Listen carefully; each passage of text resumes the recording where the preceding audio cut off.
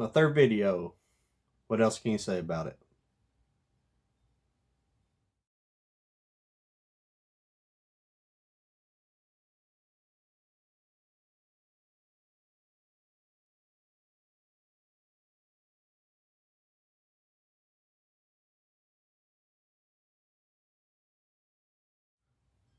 Well, welcome back to my channel. This is the third video. And I got my mixing board in here. And I've been able to EQ my mic a little bit. I hope it sounds about as good as it did last time. I think it's sounding pretty good for what I've got here. So this video, I just kind of want to make a short video. The first video, I really didn't explain probably everything I need to explain about what I'm going to, kind of my interests and as far as movies go and collecting.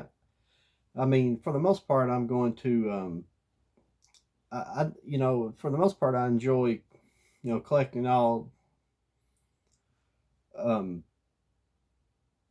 sorts of media. I have books but mainly mainly what I've collected over the past, at this point now, probably close to 23 years is DVDs and Blu-rays. And it started out with DVDs. Obviously, I started in 1998 collecting DVDs. I got lucky and was able to get a player in those days for a lot cheaper than they were going for at the time. DVD players, they were in pretty much 1998. That they came out, I think officially probably about 96, 97, and in 98 they were still pretty expensive. They were still probably the $500-600 range for a decent player. And the one I got was a Philips Magnavox, I believe. I think it's a Philips player, and it was a really nice set. And it's kind of funny. I actually have a laserdisc player, which is another kind of sub passion of mine, is laserdiscs. I had a big influx of laserdiscs a couple of years ago, and I kind of slowed off after the pandemic. Yeah, I kind of like going out and finding laserdiscs. I don't like so much sitting home and ordering them from eBay, which you can all day, but you're going to end up paying a lot more money if you can find them out in a store someplace. Most of the time, you're going to get them for less than $5, and sometimes $1 or $2 a piece, because it's just nobody's collecting them. But I think that's kind of changed lately. Around here we have stores called Half Price Books, and they kind of look up the prices of stuff. So sometimes certain individuals, like Criterion Collection, they'll have them priced a little bit more, but they won't have them like 15-20 bucks for the most part, unless it's something really rare. But a lot of times they'll have $5 on one. So yeah, but my influx of but what I was trying to tell you about was I have one of my laserdisc players is actually a DVD laserdisc combo, and I think it was actually purchased in '97. And when I got this, I is in great shape. Actually, the guy that sold it to me said the tray door wouldn't open, and I was like, well, I can get it, and if it don't work, it was, I got it for a cheap price. I got that plus I think like 20 or 30 laser discs for like 120 bucks or something like that. And so I got it. But the thing about the laserdisc player, in 1997 when it was purchased, I think it was purchased like in the summer of '97. So it had been very early for DVD players. That combo player was like $1,000. It was $999. So you can see and I'd say in that time period, the most of the cost in that player was probably going to the Blu-ray player. But I mean, excuse me, the DVD player. But the Laserdisc player is nice too. It's a side changing Laserdisc player, so it automatically flips sides for you. It actually don't flip the disc, obviously. If you don't know anything about Laserdisc, it has a little shuttle inside of it. It's like this little cart that runs along the track, and it moves up and down on the it moves up and down from the bottom to the top of the unit. You know, as mechanical as it is, they work pretty good. I've never had one fail so far, but I've not watched tens of thousands of laser discs to get that point. A lot of people have them fail. You know, there's a lot of people out there that try to get the laser disc, especially the higher end laser disc player. And this laser disc player isn't a higher end. It's a Pioneer. It's a nice, but it's not an elite Pioneer player, which are highly sought after, and people you usually going to have to pay about $500 for one of those players. And I really don't. I really doubt they're much better in quality or anything. I really doubt their playback quality is any better because laser discs are just not. They're just not a high quality medium. You know, I think they're about 320p. They're a little. They're about 100p better than in as far as resolution than the VHS tapes of the era. But yeah, I mean, I enjoy. I kind of got off on a tangent there, but I enjoy.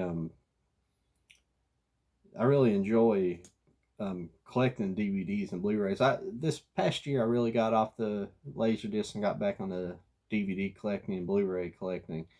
It's mostly been Blu-ray collecting since about 2007, since I got my first Blu-ray player. And I'm like probably a lot of people in the collecting community. When I first got my Blu-ray player, I was like, oh, I'm not going to replace a bunch of stuff I already have on Blu-ray, and it's not true.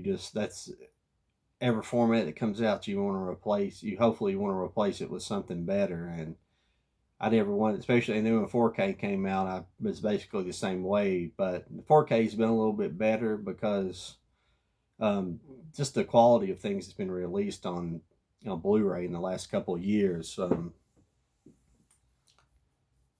But from 1998 on, I've got like 4,000 movies in my collection, and it's not, from you think, well, you collect 21 years, you think, well, that's not very many. Because I know there's probably some people, I've seen some people online that they seem like they've just started collecting just a few years ago, and they look like they probably have as many as I do. And they're like, well, how do you do that? It's like, well, I mean, to be perfectly honest, in the early days, I mean, back in the 90s and early 2000s, money, $20 for a movie, $20 was a lot more back in those days. And I never did have great jobs. So, I probably bought a movie a week most of the time. I tried to, at least a couple movies.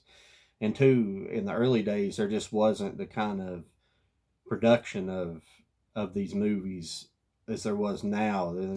This now you probably got to, I don't know, you go to bluray.com, it looks like there's at least 50 to 100 releases every week, and there's lots of things I don't even want. I mean, that's the thing. There's a lot of things I don't want. I mean, I like to think of myself as like some kind of archivist, but I'm not an archivist because I'm just not I'm just not just buying stuff to have. I buy stuff that I want and I like, or it's a movie that sounds interesting. And that's usually the way it is for most people, but some people just go out there and they just buy stacks and stacks of movies, and I think they're just buying stacks of movies because they believe that they just want to kind of one up the other collectors or something. So it's like this race to buy a bunch of stuff, and you can see this stuff stacked up here, but this is like from just the past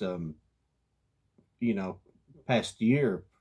So yeah, I try not to play that game too much. And two, if I start buying a bunch of mainstream crap, most of my movies are what would be considered mainstream. They're not all indie movies, which I do like a lot, but they're it's not kind of like the probably late 90s, early 2000s for indie movies, or maybe throughout the 90s, early 2000s for indie movies. It seemed like the indie market kind of got balled up a little bit. You started having a lot of the more indie labels that are associated with major labels. And so the indie movie, but kind of that whole, and really it's just a low budget movie, mid budget movies, maybe a $50 million movie or back $30 million movie. That's a lot of money. If you don't have special effects stuff in a movie, that's a lot of money to make a movie with, especially if you don't have any big name stars you're having to pay massive salaries to. But But as far as collecting goes, I went through the I just went through the years, a lot of times not having, great jobs and to be able to buy massive amounts of stuff. And, and I'm one of these people I'm going to spend, I'm not going to spend every penny that I have on the movies. I like to save every month, and I'm not trying to lecture people on doing so. If that's what you want to do, that's what you want to do. I was just watching a YouTube video earlier about the people who they're these, I call them Disney freaks. They're just, they're Disney vloggers, and they go to the Disney parks and just to vlog, and that's they make their living, and they base their identity on Disney vlogging, and it's just pretty crazy. If that's what makes you happy, that's what makes you happy. But I just don't see how that. I don't see how going to Disney World or Disneyland every day and just vlogging from there can make you happy. I mean, maybe it's making you money, but you're also turning around and spending all that money back when you go to Disneyland, even with these even with the seasonal passes. And I think that's what the video was basically about. That they were talking about how the Disneyland in California was actually going to get rid of the seasonal passes, I believe. And I don't know. I've only been to Disney World. I've been twice technically. I went when I was a baby, when I didn't remember, when I was really young, probably no more than probably 3 years old, 2 to 3, maybe 4 years old. I don't remember that trip.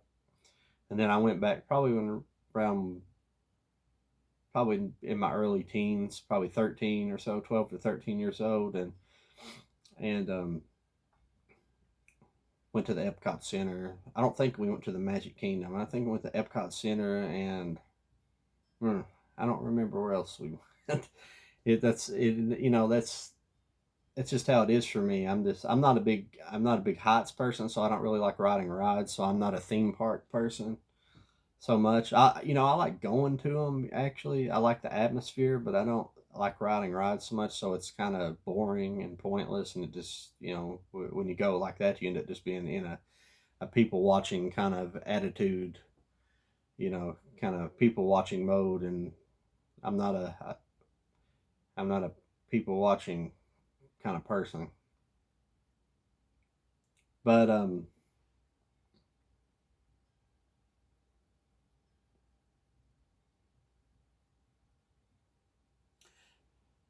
I don't know. I just got many passions, and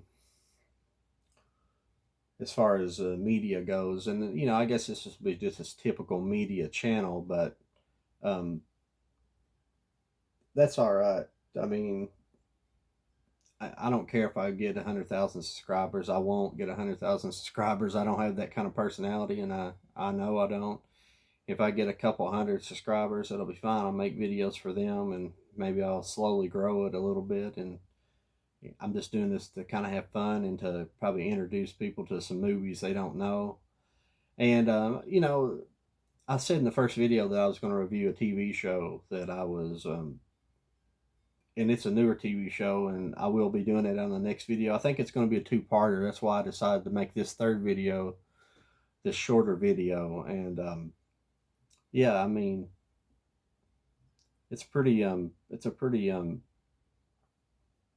interesting experience because I'm not a really great speaker, and it's been pretty interesting trying to develop a way to do this for that kind of you do it in a way that I'm capable of doing it in, with the way I'm just not, my quick recall isn't that great. And so that's why I'm looking at this, because I like to see what I wanted to talk about and everything. And so I kind of, when I'm sitting around, I kind of think up ideas, and then I put them on my pad here, and so I can kind of have talking points throughout a move and kind of keep it going a little bit better. I know I'm kind of rambling now. I apologize. Yeah, yeah. Isn't it crazy?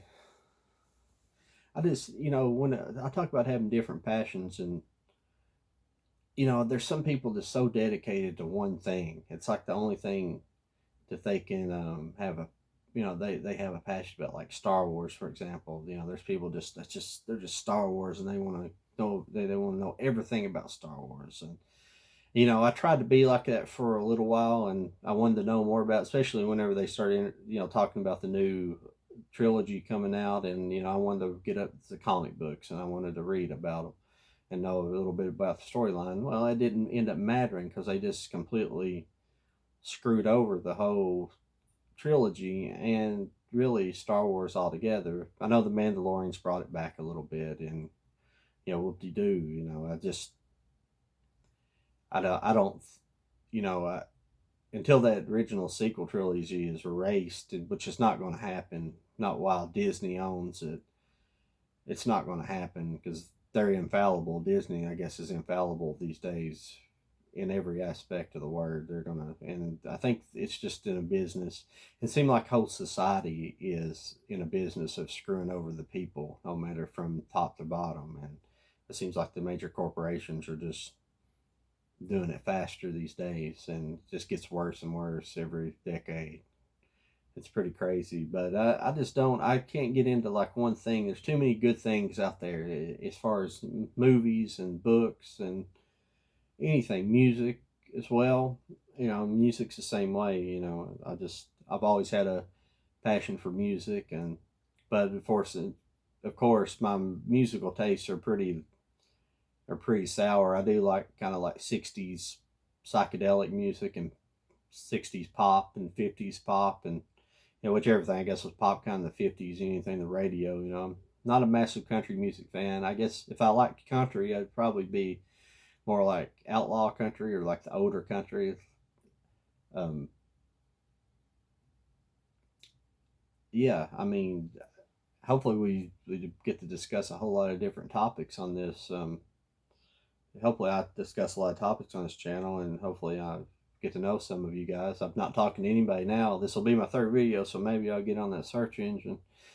People start searching for certain things and be able to find my videos now. So it'll be it'll be interesting to see if anybody how much backlash I get for this for these horrible videos. So, but I don't know. I'm gonna keep doing them, and you guys can keep railing on me as much as you want, and you can tell me anything you want. I don't really care. I mean, it's if you take stuff like this personally, you're just gonna be miserable, and this is just for fun. I'm actually on disability right now. I'm on long-term disability from work, so I don't have anything to do, and I'm sit around most of the time. So I'm gonna try to be constructive with some of my time and make videos for you guys about different movies I've been watching, and hopefully it'll help me ramp up my movie watching because it's been a little bit lax here lately, and I got too many movies sitting around that I need to get watched, and this will help a lot. So for now, I appreciate you guys watching my channel. I'm going to get off here and edit this video, and hopefully you guys can start finding it out here. So bye now. Talk to you guys later. Well, talking to ghosts later, so I'll talk to you later. Yeah, later. Bye. Yeah, later. Bye.